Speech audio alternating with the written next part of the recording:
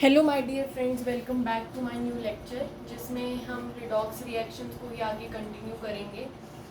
और आज हम पढ़ेंगे oxidation number in covalent bond, oxidation number in coordinate bond को कैसे कैलकुलेट करते हैं और कुछ और दो तीन चीज़ें जो हमें आज के टॉपिक में, आज के लेक्चर में जो टॉपिक्स हमें कवर करने हैं वो हम देखेंगे। तो सबसे पहला जो टॉपिक आता है वो आता है oxidation number in covalent bond. पिछले लेक्चर में थोड़ा वीडियो क्वालिटी अच्छा नहीं था, ब्लर आ रहा था, तो इस बार मैं ध्यान रखूंगी।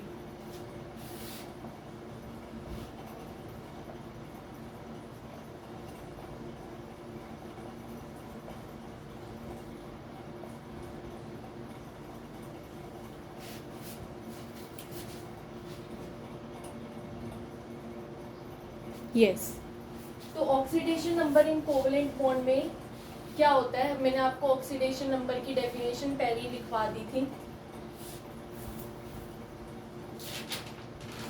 तो इसमें कंसेप्ट क्या होता है,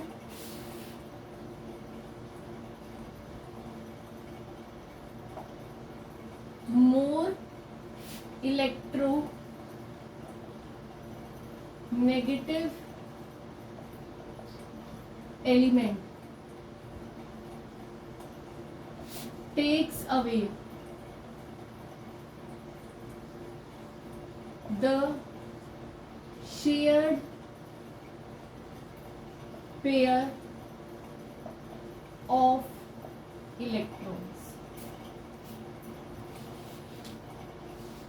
जैसे अगर ये इसी को मैं एक्सप्लेन अगर करूं तो अगर मैंने एक केस लिया non polar covalent bond, just example के लिए मैंने ले लिया H2। H2 कैसा दिखता है, ऐसा, राइट।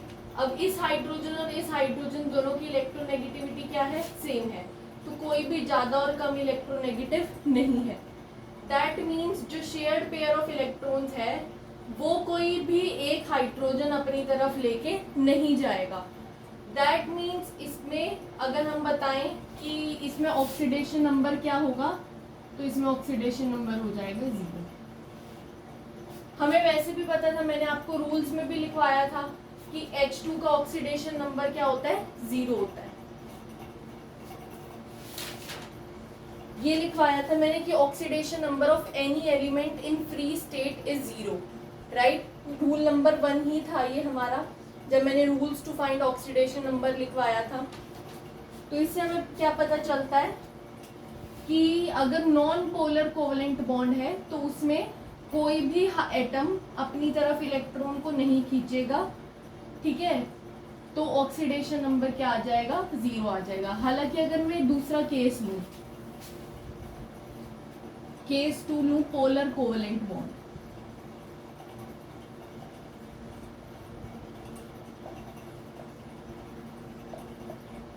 अगर हम केस लें पोलर कोवलेंट बॉन्ड का, तो मैं एक ऑर्डर ऑफ इलेक्ट्रोनेगेटिविटी लिखवा देती हूँ आपको, जो कि होता है फ्लोरीन, ऑक्सीजन, तो सबसे ज्यादा electronegative fluorine, then oxygen, then nitrogen, then carbon and then hydrogen. तो हाइड्रोजन इन 5 में सबसे कम इलेक्ट्रोनेगेटिव है, ये याद रखना है। जैसे अगर मैं बात करूं NH3 की, तो अगर मैं NH3 को ड्रॉ करती हूँ तो वो कैसे ड्रॉ होता है, NH3 ऐसे ड्रॉ हो जाएगा NH3। अब होता क्या है, नाइट्रोजन इज मोर इलेक्ट्रोनेगेटिव, तो जो मोर इलेक्ट्रोनेगेटिव एलिमेंट है वो अपनी तरफ शेयर्ड पेयर ऑफ इलेक्ट्रॉन्स को ले लेता है। तो मान लो ये वाला जो बॉन्ड था, ये बॉन्ड, इसके shared pair of electrons nitrogen ने ले लिए। क्यों? क्योंकि ये नाइट्रोजन हाइड्रोजन से ज्यादा इलेक्ट्रोनेगेटिव है, ठीक है। तो इसने शेयर्ड पेयर ऑफ इलेक्ट्रॉन्स क्या कर लिए, ले लिए। तो इस पे कैसे चार्ज आ जाएगा, -1 चार्ज आ जाएगा। किस वाले बॉन्ड की वजह से, इस वाले बॉन्ड की वजह से।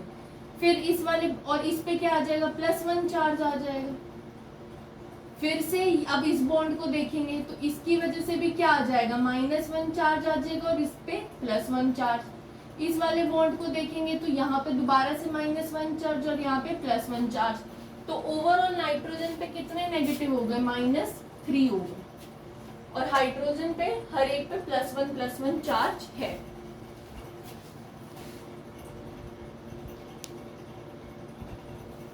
यस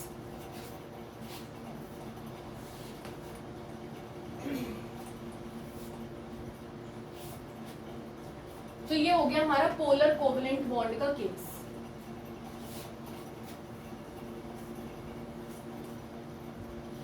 जैसे अगर मैं एक केस लूं HCN,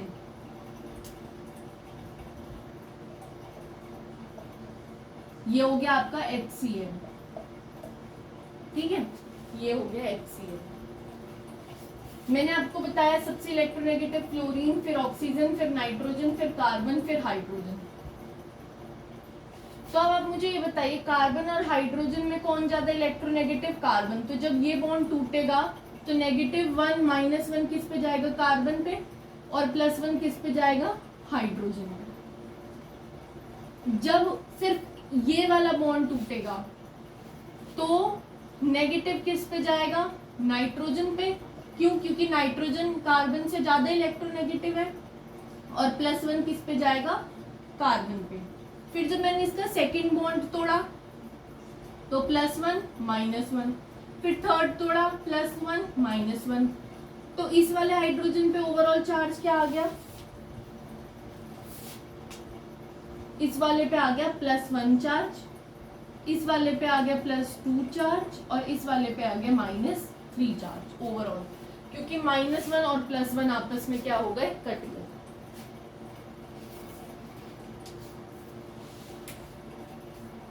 एक मिनट, ग्रीन कलर दिख रहा है, यस। तो ये हो गया हमारा छोटा सा कंसेप्ट जो हमें कोवलेंट बॉन्ड में ऑक्सीडेशन नंबर निकालने के लिए पता होना चाहिए था। अब यही अगर मैं कर दूं कोवलेंट बॉन्ड की जगह कोऑर्डिनेट बॉन्ड,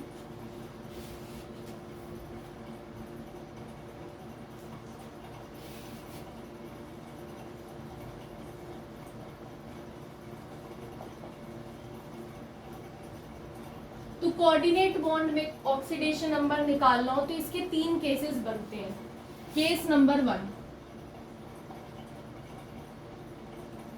जब ए एलिमेंट ए के साथ ही कोऑर्डिनेट बॉन्ड बनाए, जब ए एलिमेंट ए के साथ ही कोऑर्डिनेट बॉन्ड बनाए, तो अगर मैं इस बॉन्ड को तोड़ूंगी तो इस पे +2 चार्ज आएगा और इस पे -2 चार्ज आएगा, ठीक है। मतलब हम जिसकी तरफ एरो है, जिसकी तरफ एरो हेड है उस पे नेगेटिव चार्ज आएगा, और जिसकी तरफ टेल है उस पे +2 चार्ज आएगा। जैसे कि अगर मैं एग्जांपल लूं,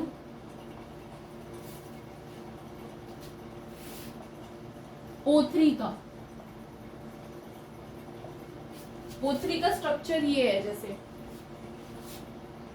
तो अब मुझे निकालना है क्या, हर एक ऑक्सीजन एटम पे का ऑक्सीडेशन नंबर मुझे फाइंड आउट करने को किसी ने कहा। तो भाई मैंने पहले ये वाला बॉन्ड तोड़ा, तो दोनों की इलेक्ट्रोनेगेटिविटी तो सेम है, तो मैं किसी को भी +1 -1 नहीं दे पाई। फिर मैंने ये वाला बॉन्ड तोड़ा, दोबारा से इलेक्ट्रोनेगेटिविटी इन दोनों की सेम है, तो मैं किसी को भी +1 -1 नहीं दे पाई। अब मैं आती हूँ इस कोऑर्डिनेट बॉन्ड पे। मैंने क्या बोला, हालांकि इनकी इलेक्ट्रोनेगेटिविटी सेम है, बट जब हम कोऑर्डिनेट बॉन्ड को ऐसे तोड़ेंगे तो जहां पे एरो का हेड होगा उसको हम -2 चार्ज देंगे, और जहां पे ये होगा उसको +2। तो इस वाले ऑक्सीजन का 0, इस वाले का +2 और इस वाले का -2 ऑक्सीडेशन नंबर हो जाएगा।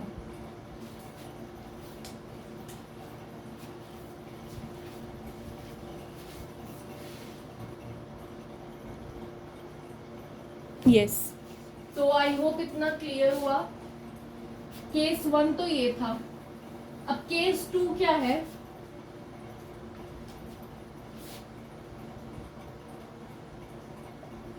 केस 2 है ए से बी पे इलेक्ट्रॉन जा रहा है, ए से बी पे इलेक्ट्रॉन जा रहा है, और electronegativity of B is greater than electronegativity of A. This is the second case.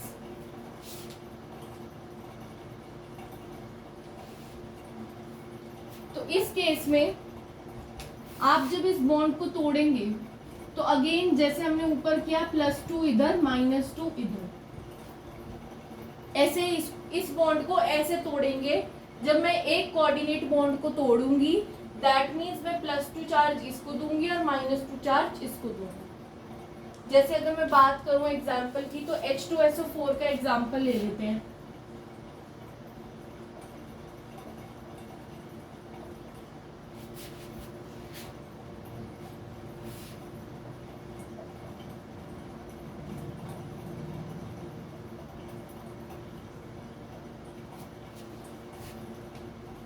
अब मुझे देखना है, तो जब मैं इस वाले कोऑर्डिनेट बॉन्ड को तोड़ूंगी, राइट, सल्फर और ऑक्सीजन में से मोर इलेक्ट्रोनेगेटिव कौन है? ऑक्सीजन।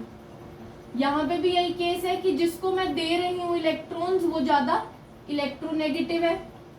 यहाँ पे भी यही केस है। तो अगर मैं इस बॉन्ड को तोड़ूंगी तो यहाँ पे +2 और यहाँ पे -2 आएगा। तो इस बॉन्ड को मैं ऐसे तोड़ूंगी।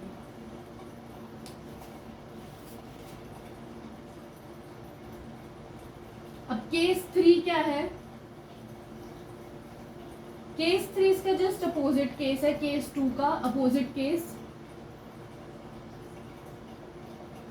कि मैंने A to B इलेक्ट्रॉन्स दिए बट इस बार इलेक्ट्रोनेगेटिविटी ऑफ A ज्यादा हो गई then electronegativity of B।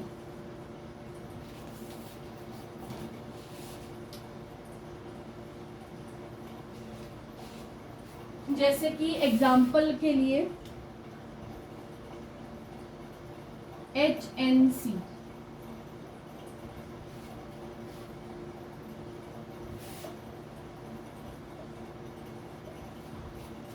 HNC ऐसे बनता है। अगर मैं देखूं, अब हम जब ऑक्सीडेशन नंबर फाइंड आउट करेंगे, मान लीजिए ये एरो हेड किस तरफ है जिसकी इलेक्ट्रोनेगेटिविटी क्या है? कम है। इस बार एरो का हेड किस तरफ है जिसकी इलेक्ट्रोनेगेटिविटी कम है? उसकी तरफ है। तो अगर ऐसा केस हो रहा है कि एरो का हेड उस तरफ है जिसकी इलेक्ट्रोनेगेटिविटी कम आ रही है, तो हम इस बॉन्ड को कंसीडर नहीं करेंगे, कंसीडर ही नहीं करेंगे। ऑक्सीडेशन नंबर फाइंड आउट करते वक्त हम इस बॉन्ड को इग्नोर करेंगे। तो सिंपली जब मैं ये बॉन्ड तोड़ूंगी तो इस पे +1 इस पे -1, जब मैं ये बॉन्ड तोड़ूंगी और ये बॉन्ड तोड़ूंगी, नीचे वाले दो तोड़ूंगी, तो इस पे -1 -1, इस पे +1 +1, तो ओवरऑल इस पे +1 आ जाएगा, इस पे -3 चार्ज आ जाएगा ऑक्सीडेशन नंबर, और इस पे +2 आ जाएगा। मैं इस बॉन्ड को कंसीडर ही नहीं करूंगी।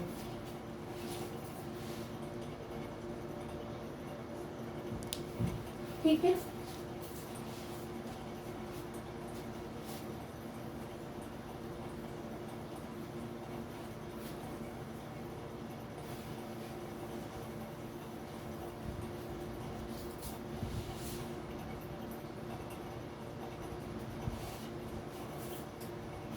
अब हमें लिखना है एक्सेप्शनल केसेस।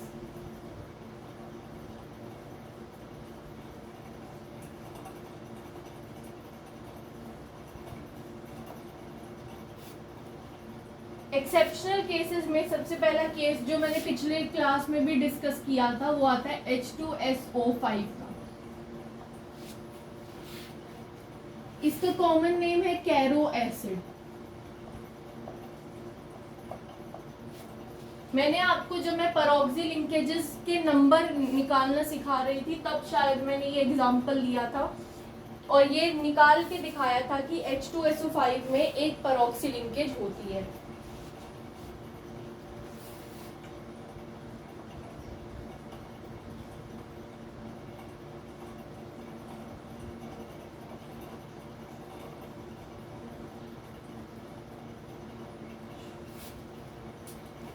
तो परऑक्सी लिंकेज कौन सी लिंकेज होती है? ये वाली लिंकेज को हम परऑक्सी लिंकेज कहते हैं। जो ऑक्सीजन ऑक्सीजन ये वाली जो लिंकेज है इसको हम परऑक्सी लिंकेज कहते हैं।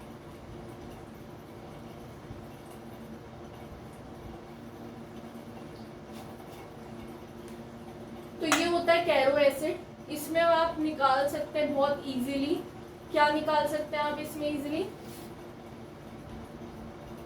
सल्फर की ऑक्सीडेशन नंबर बहुत इजीली निकल सकती है अब इसमें, राइट। मतलब इसमें मुझे बताना क्या था, इसमें ये बताना था कि मान लीजिए हम कैलकुलेट करें, अगर हम ऑक्सीडेशन नंबर, अगर मैं कैलकुलेशन से निकालूं ऑक्सीडेशन नंबर, जैसे मैंने आपको जो रूल बताया था उसके हिसाब से अगर मैं ऑक्सीडेशन नंबर निकालती हूँ, जैसे H2SO5 है तो +2 सल्फर का मैं x मान लेती हूँ, +5 इंटू -2 इज इक्वल टू 0।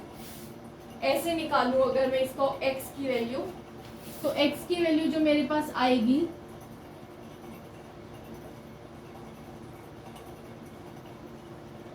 वो आ जाएगी 8।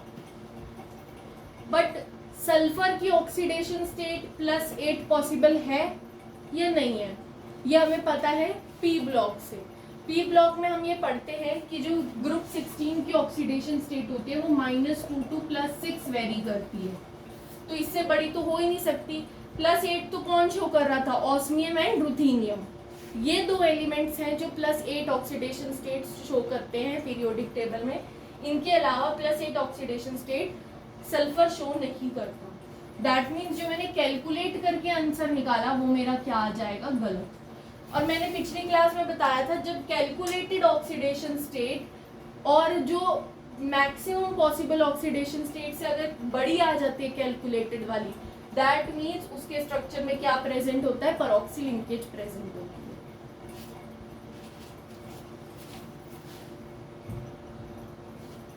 यस तो यानी कि मुझे इसको कैसे कैलकुलेट करना पड़ेगा? इसकी ऑक्सीडेशन स्टेट क्या है?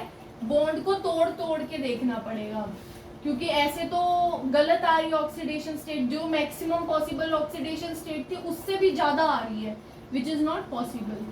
तो मुझे तोड़ तोड़ के देखना पड़ेगा हर एक बॉन्ड को। जैसे कि तो मैं एक बार तोड़ ही लेती हूँ, एक बार दोबारा से बनाते हैं।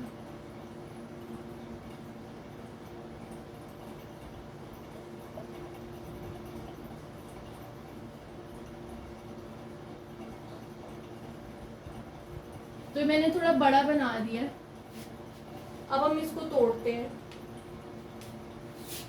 जैसे सल्फर और ऑक्सीजन में मोर इलेक्ट्रोनेगेटिव कौन है? ऑक्सीजन। तो जब ये वाला बॉन्ड टूटेगा तो -1 और +1 सल्फर पे। जब ये दो बॉन्ड टूटेंगे तो -2 इस पे और +2 सल्फर पे। जब ये वाला बॉन्ड टूटेगा तो -1 इस पे और +1 सल्फर पे। जब ये वाला बॉन्ड टूटेगा तो ये वाला कौन सा केस है? मोर इलेक्ट्रोनेगेटिव की तरफ एरो हेड है। दैट मीन्स हमने इसको ऐसे तोड़ना है कि यहाँ पे +2 आए और यहाँ पे -2 आए। तो आप देख लीजिए सल्फर पे टोटल कितना चार्ज आ रहा है? 2 2 4 5 6, यानी कि सल्फर की ऑक्सीडेशन स्टेट इस केस में क्या है? +6 है। अगर आप कैलकुलेट करेंगे तो +8 आ रही थी, पर होनी क्या चाहिए? +6 होनी चाहिए।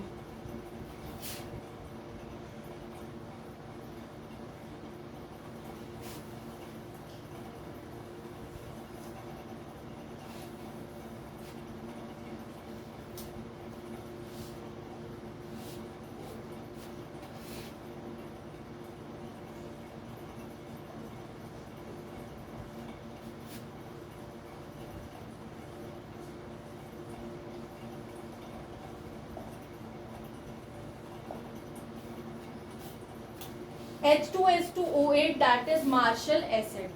अगर हम इसको ड्रॉ करें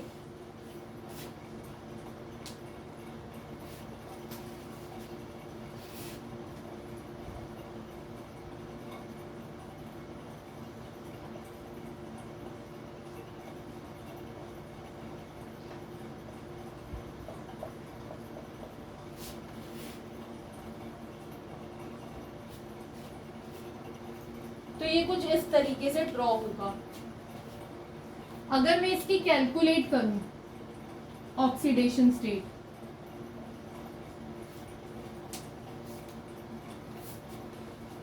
तो देखिए +2 +2x +8 into -2 is equal to 0। ये मैं इस फॉर्मूले को देख के लिख रही हूँ ये चीज, ठीक है। तो +2 +2x -16 is equal to 0, 2x -14 is equal to 0, x is equal to 7। तो जब मैं ऐसे कैलकुलेट कर रही हूँ तब मेरी सल्फर की ऑक्सीडेशन स्टेट आ रही है 7, विच इज नॉट पॉसिबल। मैंने अभी बताया -2 टू +6 होनी चाहिए oxidation state, +7 is not possible. तो मुझे इसको भी कैसे कैलकुलेट करना पड़ेगा, एक बार मैं देख लेती हूँ ये ठीक किया है मैंने या नहीं।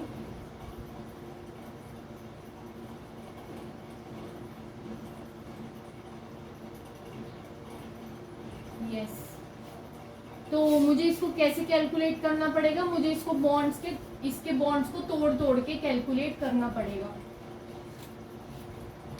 तो देखिए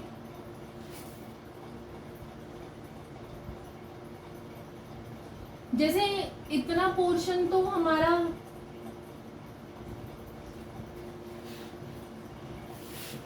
अगर मैं इतना पोर्शन देखूं तो ये तो कैरो एसिड में भी था, इतना पोर्शन। अगर आप कैरो एसिड को देखें ध्यान से तो कैरो एसिड में भी क्या था, बस यहाँ पे H था। इस वाले ग्रुप की जगह क्या था कैरो एसिड में, यहाँ पे H था। तो अगर मैं इसकी ऑक्सीडेशन स्टेट निकालूं यहाँ पे सल्फर की तो वो +6 ही आएगी, यहाँ पे भी निकालूं तो वो +6 ही आएगी। और अगर मैं एवरेज लूं तो +6 दैट मीन 6। तो ऑक्सीडेशन स्टेट इसमें भी क्या आ गई, +6 आ गई।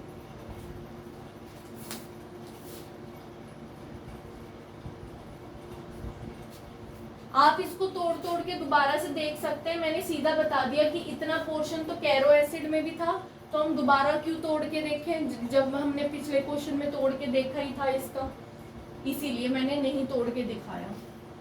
और मैंने एवरेज क्यों लिया, क्योंकि देखिए सल्फर के 2 एटम हैं और हमारे पास 2 ऑक्सीडेशन स्टेट्स आ रही हैं। तो ऐसे केस में हम क्या करते हैं, total number of oxidation states मतलब total oxidation state +6 upon number of atoms कर देते हैं, दैट मीन्स 2।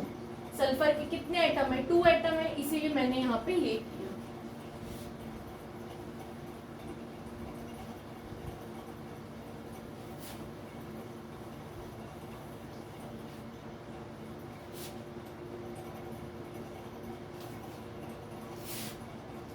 अब एक आता है CrO5।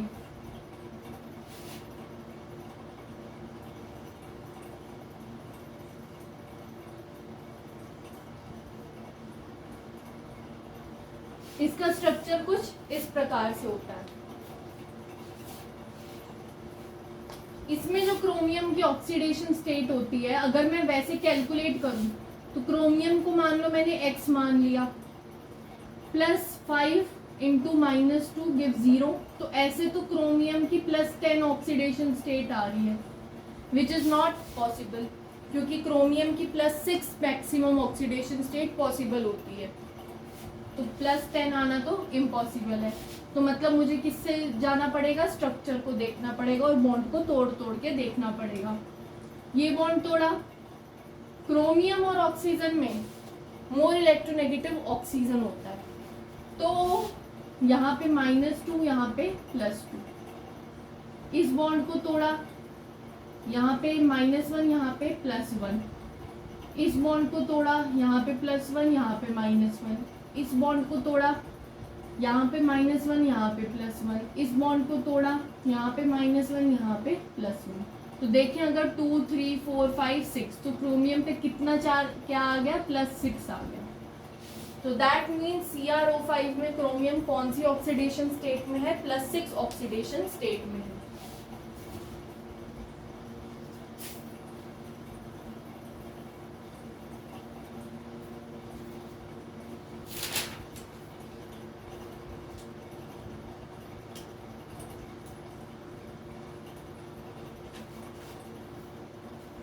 अब अगर मैं फोर्थ बात करूं, K3CrO8,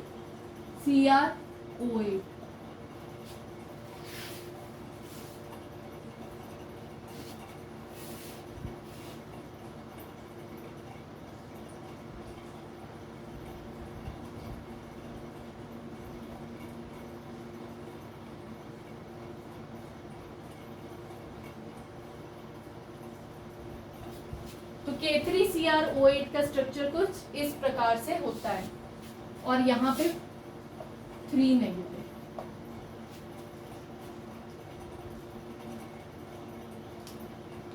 तो देखिए अगर मैं इसको तोड़ तोड़ के देखूं,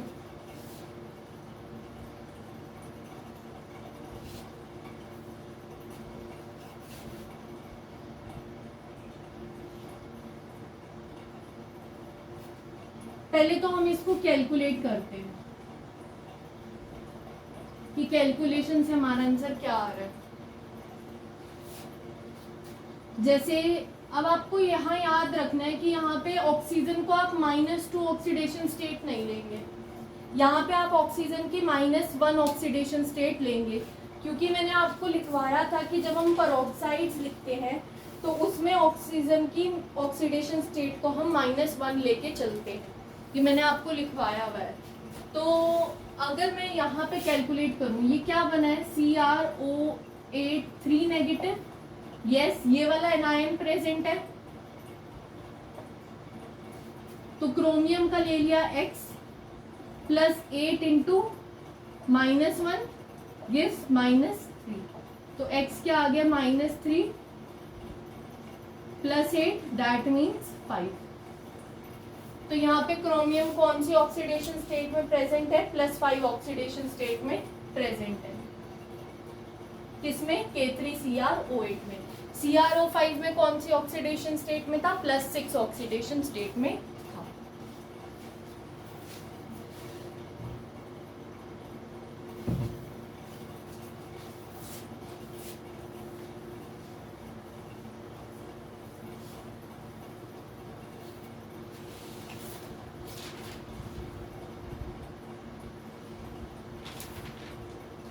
तो आज के लेक्चर में हमने इतना पढ़ा, एक्सेप्शनल केसेस भी चार एक्सेप्शनल केसेस देखे। अब नेक्स्ट लेक्चर में जो कल आएगा उसमें हम difference between oxidation number and oxidation state पढ़ेंगे, कुछ और फॉर्मूलाज, कुछ और ऑक्सीडेशन नंबर पढ़ेंगे, एप्लीकेशंस ऑफ ऑक्सीडेशन नंबर पढ़ेंगे, बैलेंसिंग ऑफ रिडॉक्स पढ़ेंगे और काफ़ी और चीज़ें देखेंगे।